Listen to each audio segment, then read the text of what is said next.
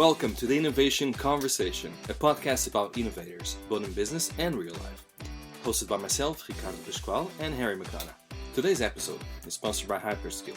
Hyperskill is a learning and training platform that enables people from all over the world to learn new tech skills.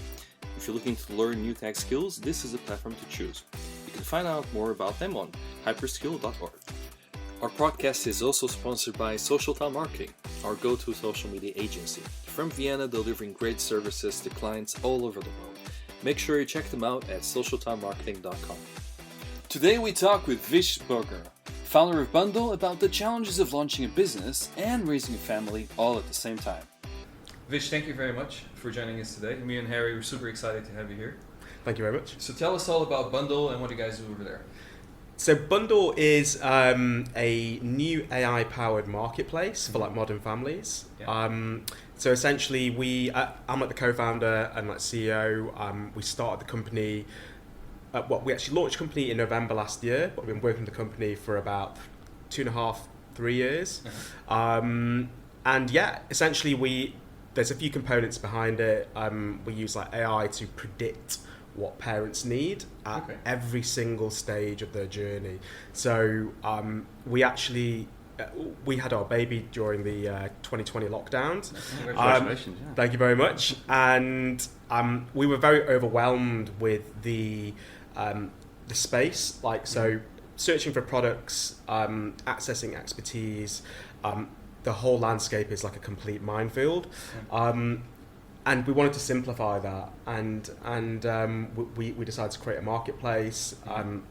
Our backgrounds are in technology, so we worked within marketing. So we've worked at various tech startups in like mobility, insurtech, travel tech as well, and we wanted to kind of bring this new kind of angle on like the marketplace where we predict what parents need. Something that hasn't really been done before within kind of like the e-commerce and like marketplace space. And we launched in November, and it's been a journey so far. So just for reference, so if I have a child who's allergic to wipes, a specific type of wipes, can you guys take that into consideration and just take it, or maybe a certain type of fabric or something like that? Yeah, I mean, how does it work? So in terms of the actual process, so we capture the date of birth of the child and or the expected due date, and that's the very first stage of the journey. And by us doing that, we're able to understand at what stage that they're specifically at. Now, when you become a customer on bndle, you can input your details. You've got a profile page, and you can add details about your child. So, for example, going back onto your question, you could have details on there which you could input about your child, and then we would use that within the future to predict that you don't want to have that specific type of product, and here are some recommendations for you that you might need. Basically, we want to get customers that land on our site and allow them to buy products without them even knowing that they need them. So the idea is that we reduce the amount of time that they specifically search for products, and then we tell them what to buy, they buy the products, and then they reduce the amount of browsing time, and they spend time with their family. I think there's a stat that basically new parents spend up to 18-20 hours a month just searching online for products, which is quite a long time, and parents are very sleep deprived. That's very true, isn't it? Yeah, very tired, and there's a huge problem, and it hasn't really been fixed, and that, as I said to you before, the landscape is very cluttered. That there are thousands of independent brands that sell amazing products, but how do you find them? Exactly. I think that's always the biggest problem. So recently in the family, just been a new baby, actually 2 new babies, and I was telling them how cool InfoCool is. You know, the ones for your baby colics. I don't know if you ever came across this product, but it's when babies have a little bit of gas and they cry a lot, and the parents are completely desperate because they just want to sleep, right? Yeah. But in different countries, people don't realize this actually exists. So I'm always the one saying, hey, get this. They're crying all night. See how it works. Yeah. Oh, it's amazing. You completely change our routine. And this type of thing, you actually need it as a parent, because not always do you know what's out there in the market. Not always do you know, okay, what's right for my child at this moment. Yeah. And then having something that actually helps them navigate the whole experience, it's quite good. And I think there's also, just to kind of follow on from what you said, that there's a big problem for new parents, because we were new parents, you know, in 2020, and we didn't have a clue what to buy for our first child. I just want to jump on that point at the moment. You mentioned about new parents and starting and creating a business. Now, often the saying goes is you create a business out of something that you're passionate about, you love, and you see a market fit that no one else is going after. Yeah. The question is, obviously, if you're never in that situation and had your baby at a later stage, would you have still created and set up Bundle? Would you have seen that opportunity and that fit? Yeah, I mean, to answer your question, probably not. I mentioned before that our backgrounds are in tech. We've like worked in the startup world for about 15 years should I say, and we've always wanted to create our own business at some point, and for the past like 3-4 years I've talked about launching a business, but you know, you have to find something that is relevant and also that fixes an actual pain point and a problem. We had our baby in 2020, and this opportunity presented it to ourselves. And yeah, my wife said to me, you know, we both talked about it, and she said to me, "Go for it. We should supporting. We should do it. I will support you financially." You know, I quit my quite high senior level job. You know, from a financial sort of perspective, you know, we like reduced down our salaries quite a bit. That is brave, though. That is brave. Right. You said a new child. That is, you know, a tough decision to make. That's not totally. Yeah, it was an interesting period, but I was very passionate about it, and going back, isn't it? The passion. Going back into the passionate part, yeah, absolutely. We realised that because we worked in the startup world before, in every job that we've done, we've fixed the problem. Yeah. And I'm really passionate about fixing problems for consumers, and this was a big thing. And yeah, she allowed me to do it, and she's actually, so Lucy, who's like my partner, and she's my wife, but she's actually our co-founder as well, and kind of comes in on the business from a very kind of strategic, creative sort of side of things. I'm probably a bit more on the business side, but my background's in marketing, so it's a good match then. It's a good match, yeah. Really good match, yeah. Yeah, I mean, you know, I've like been with my wife for nearly 20 years, and many more. Yes. Yeah, yeah. So like, we both knew each other really well. So this partnership with our business is going to be very long, you know, and we hope it's going to be like a big success. We're very much at the start of our journey at the moment. So what's it like actually merging that all together? So having yourself working with your wife, doing a startup, which is like a whole different thing. Yeah. There's no avoiding that whole work-life confrontation. That's a good point. How do you actually manage that? Yeah, I mean, good question. We were locked in during COVID in our lockdown, and it was very challenging. We had a baby. You were locked in. You were starting a business. There was a lot of things going on at the same time. Right? Absolutely. We had a few personal things that can happen. Just with family, so it was quite intense actually. But I actually decided to kind of start working after the lockdowns had ended, to go and get an office and start working there. So I had a little bit of time to kind of just think a little bit and develop the business. But I said to you before, you know, this isn't like me and my partner have been together for like, you know, a couple of years. We've been together for a long time. So we know each other quite well. Understand our kind of dynamics and how we work. And we're very flexible people. So we built a business on flexibility. Which is exactly the type of people that we want to employ in the future, which is, you know, be a flexible company and work with parents. So what's been like the biggest challenge so far? And I know there's many challenges, but what was the one you said, I think I want to quit right now? What's the one that you look back and say, you know, I'm happy I passed the Rubicon? I think that's an American expression, but you know. Yeah. Really good question. I can honestly say I've never felt like I wanted to quit this business, and that probably comes down to my passion for the business. Now, to answer your part of that question, yes, there have been so many different challenges. I think being a parent, having responsibilities, being able to section your time off here and there.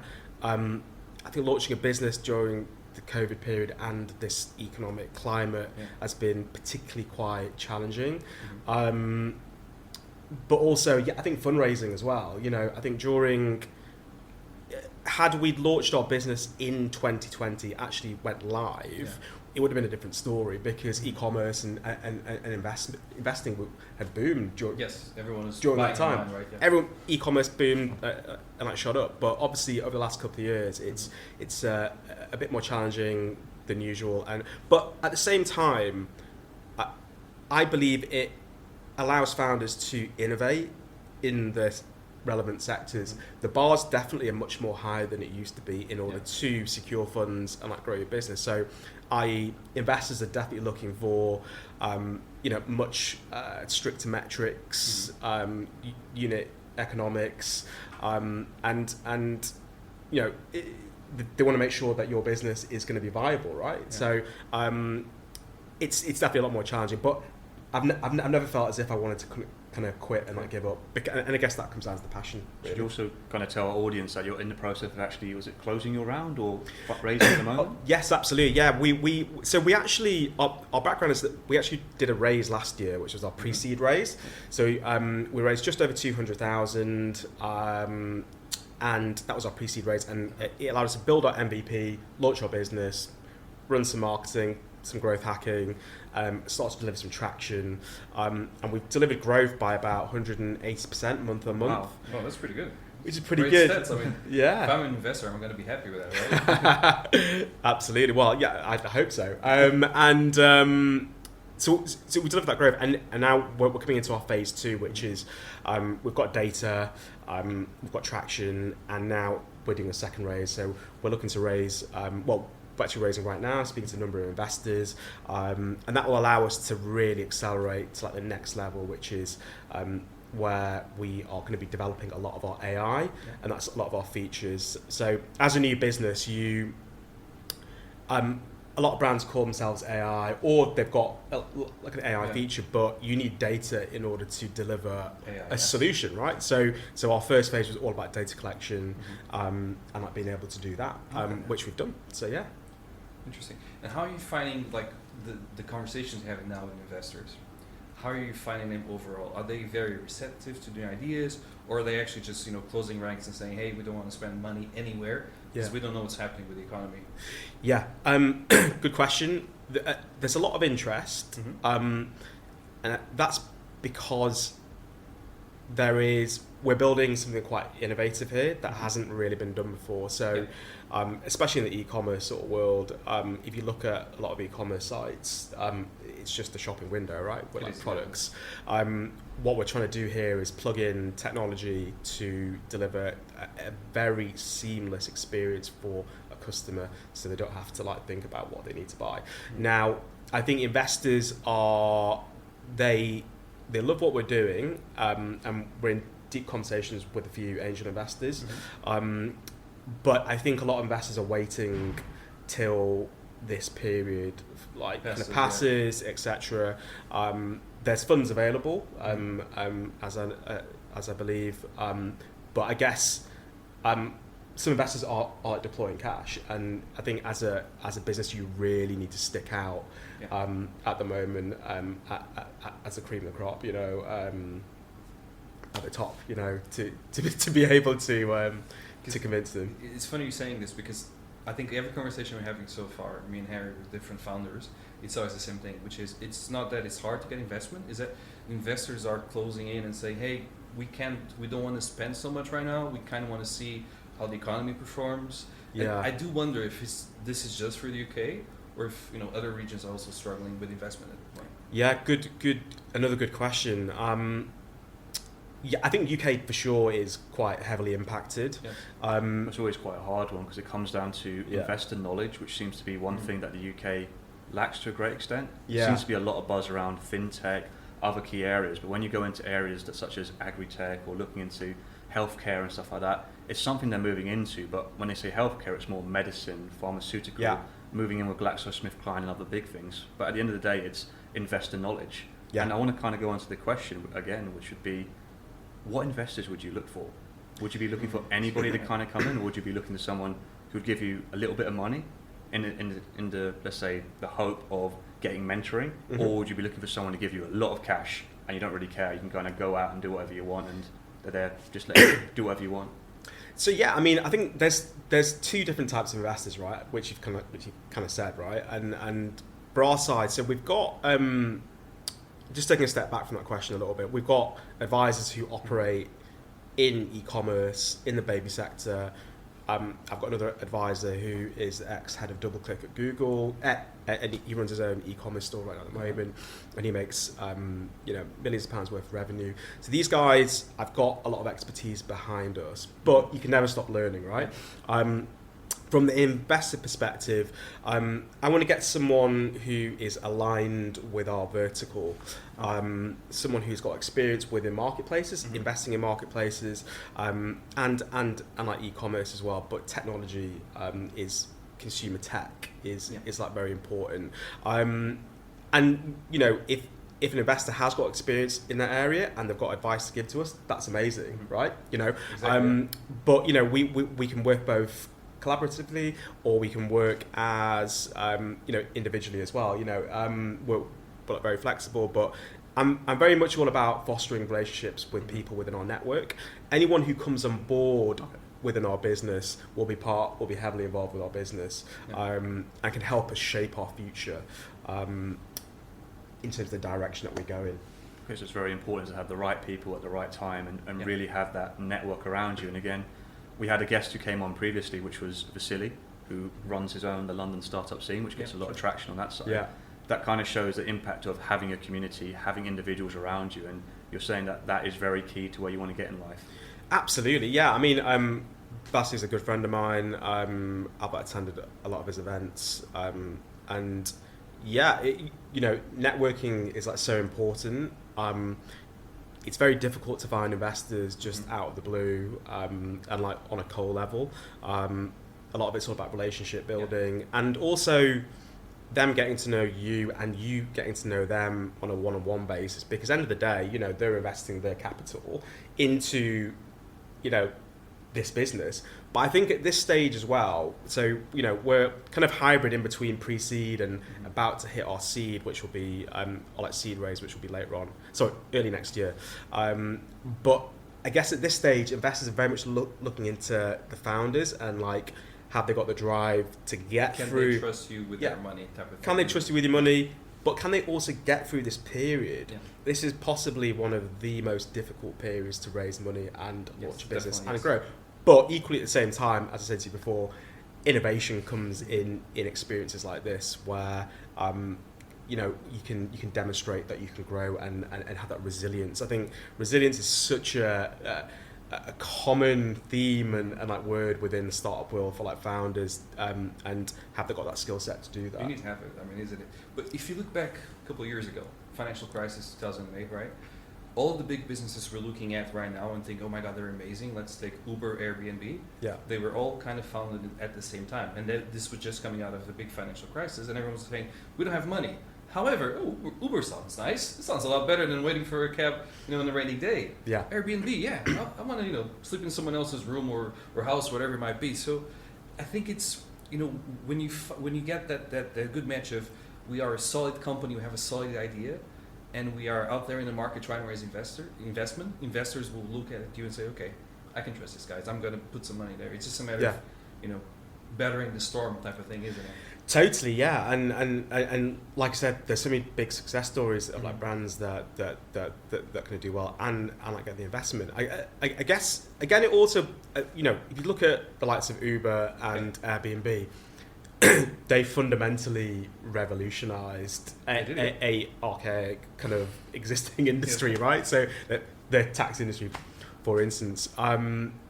So I think investors are looking for brands that do that, but also can innovate within the sector. So there could be, for example, there could be other competitors that are out there, but you as a business, can you deliver a feature and a solution that's better than any of those guys? Because, you know, essentially, you know, it's that. And also, can you connect with an audience as well? You know, there's plenty of like startups and brands that have scaled with a bunch of competitors within their circle, because they've connected with a consumer audience and got product market fit, and have scaled, you know. So for delivery apps, for example, exactly, yeah. How many different apps do you have? I mean, like a couple of years ago, it was like 4 or 5. They all pretty much did the same. You can order food online, but when you start thinking about it, if you're the type of client that orders from Just Eat, you're going to get a certain type of restaurants or businesses doing there.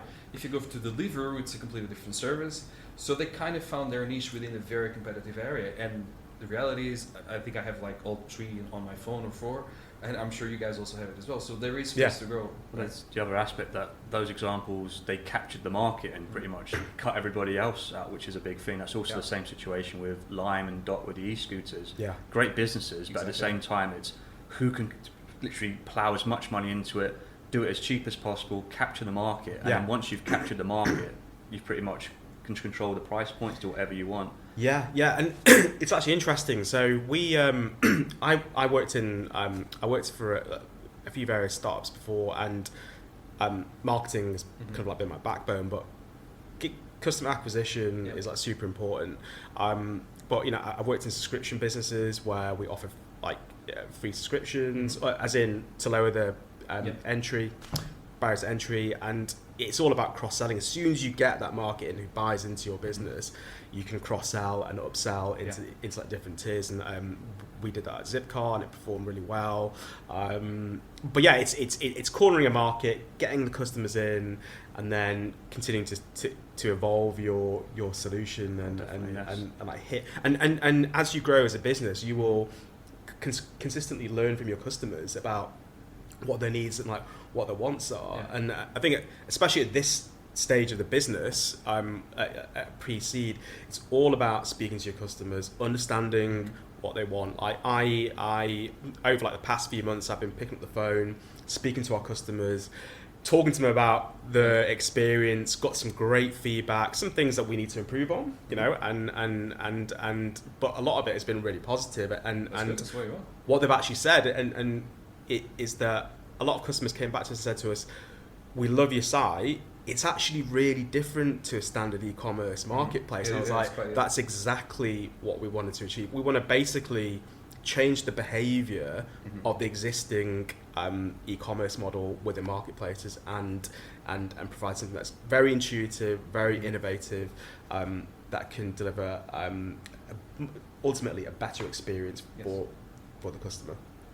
I think there's tons of room to grow. I think most people don't realize this because we assume e-commerce, I'm going to go to eBay, I'm going to go to Amazon, and that's it. But actually, there is quite a lot of businesses growing in this area, and quite a lot of businesses are doing very, very well in this area, precisely because of that. Because they call up the customer and say, hey, what do you want to see? Yeah. Because if you can buy, you know, a similar product from Amazon, but you're not going to have the same type of customer experience. So tell us, how can we make your life better? Yeah. And then they implement that on the website, and then all of a sudden, actually, I'm going to go buy there. Yeah. Because it's so much nicer. They know me. They know the package comes correctly. Yeah. The delivery system that they use is much nicer than the one from Amazon, for example. And all these things add up. Yeah. And then customers, at least for me, trying to spend their money where they are valid. It's not just, okay, let's pick a random thing. It's let's pick this one because I get extra customer service, right? That does make a difference. Yeah. Absolutely. And across all of my previous roles before, we understood the analytics of how a customer progresses through a site, and if they dropped off somewhere, pick up the phone, speak to them, say to them, hey, thank you so much for registering on our site. We noticed that you dropped off, or you didn't buy your product, or you didn't sign up.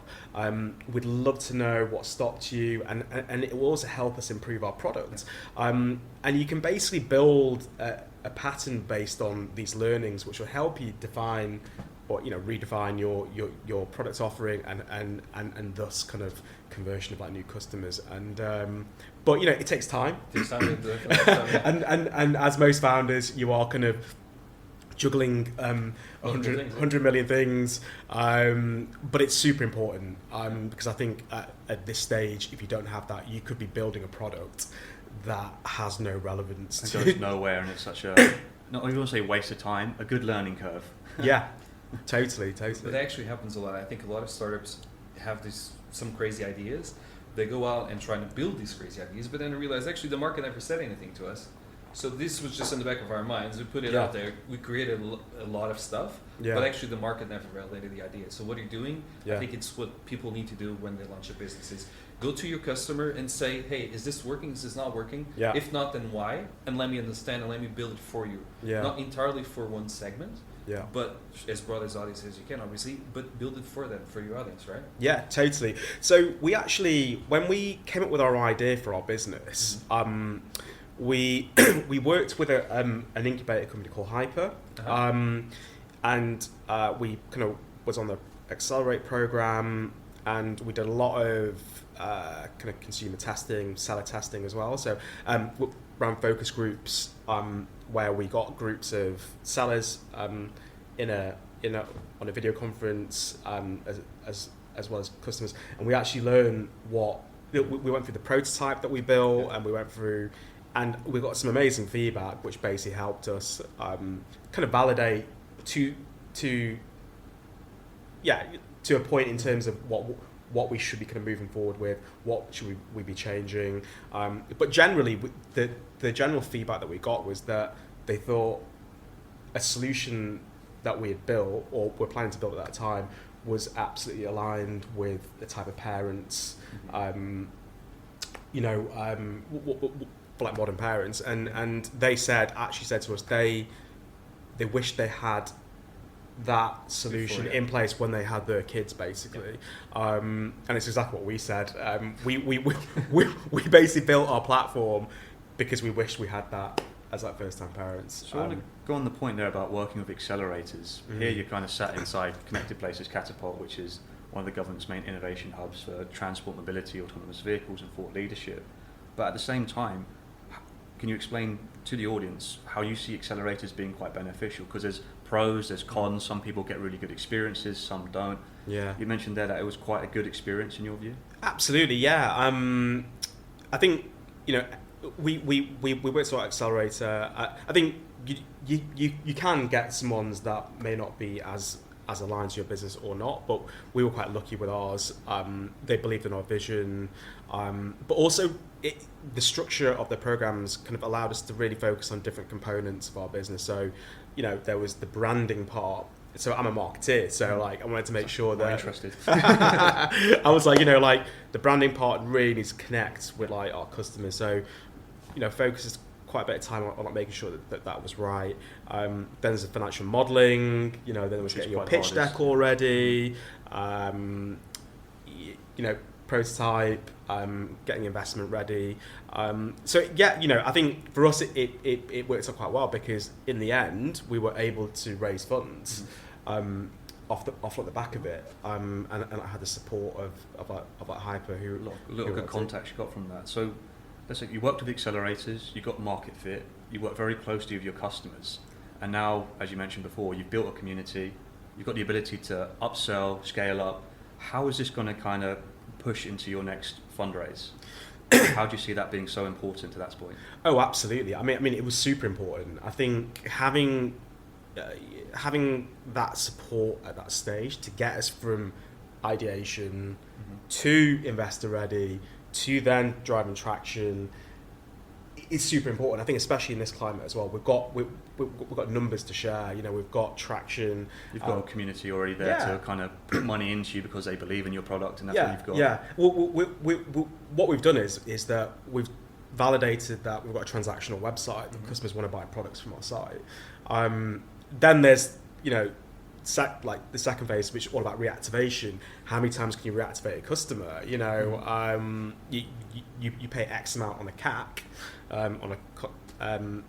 but can you make more money from the reactivation side? I mean, we invested money in organic marketing, influencers, some paid activity, and we were getting really solid kind of cost per acquisitions like below kind of like £20 at one point, which wasn't too bad. I mean, in this environment where it's like quite competitive, we were delivering those numbers. But I guess as a founder, and I think especially might be veering away a little bit from this point, but you have to adapt quite a bit and change strategies here and there, because everything changes constantly, and especially with the environment that we're in. So and needs from like our next round and like the investors help shape kind of the way that you move forward and like change things up to kind of validate certain elements of your business.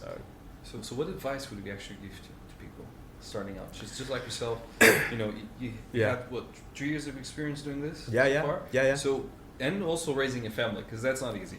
Yeah. So mixing everything together, what advice would you someone who wants to start a business, you tell them, look, do this, don't do that. So for me, I think the advice that I give to anyone who wants to launch a new business is, number one, have the passion and belief that you're solving a big problem here, and something that's really close to your heart, because it's a lonely world out there when you launch a business, and it's up to you in order to drive it forward, and you need to have that skill set or like that passion in order to drive through multiple obstacles and challenges. Motivation as well. Motivation for sure. I think also as well, having the right support network behind your business. So we've got a couple of advisors behind us. We have got unofficial advisors. We've got our partners. We've got a technical partner who've been amazing, called Six Berries, who have helped us kind of develop our tech. And then also like our network of parenting friends who have helped us kind of also shape our product. I think, have self-belief, have your passion, surround yourself with the right people. You'll always get different views from different people, but believe in your vision, and it should take you there to like the next stage. That's a great way to kind of end the podcast on, and I guess pass over to Ricardo on this side. His favourite words. My favourite word. All right, so if you want to, could you just plug in your product and plug in your services, and if people want to reach out to you, how can they find you? Amazing. Thank you, guys. So we sell products, services, and expertise at Bundle. So you can reach out to or head over to. How do I go? If people just listening in, how do I spell Bundle? So it's bndle. So you can go to www.bundle.com or head over to our Instagram account, which is We Are Bundle. And if you want to email me, you can email me on Vish, VISH, @bundle.com. I'm happy to connect with people and be part of the community. Lovely. Thank you very much for your time. Thank you very much, guys, for your time. Appreciate it. It's been great having you here. Thank you. You too. Thanks a lot. Cheers. That's it.